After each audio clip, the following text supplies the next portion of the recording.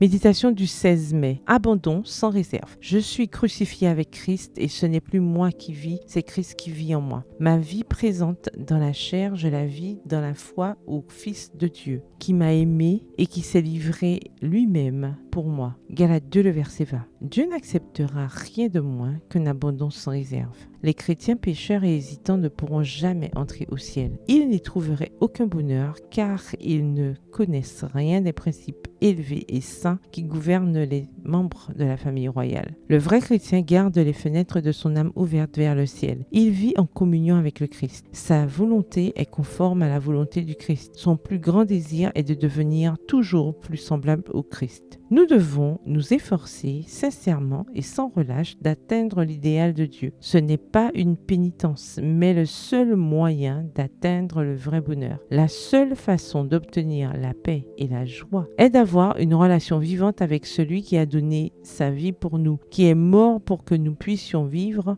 et qui vit pour unir sa puissance aux efforts de ceux qui font tout pour vaincre. La sainteté est un accord constant avec Dieu. Ne devrions-nous pas nous efforcer d'être ce que le Christ désire tant que nous soyons des chrétiens en acte et en vérité, afin que le monde puisse voir dans nos vies une révélation de la puissance salvatrice de la vérité. Ce monde est notre école préparatoire. Pendant notre séjour ici-bas, nous rencontrerons des épreuves et des difficultés. L'ennemi de Dieu cherchera continuellement à nous détourner de notre allégeance. Mais tant que nous nous attacherons à celui qui s'est donné pour nous, nous serons en sécurité. Le monde entier a été rassemblé dans l'étreinte du Christ. Il est mort sur la croix pour détruire celui qui avait le pouvoir de la mort et pour enlever le péché de chaque âme croyante. Il nous appelle à nous offrir sur l'autel du service comme un sacrifice vivant. Nous devons consacrer sans réserve à Dieu tout ce que nous avons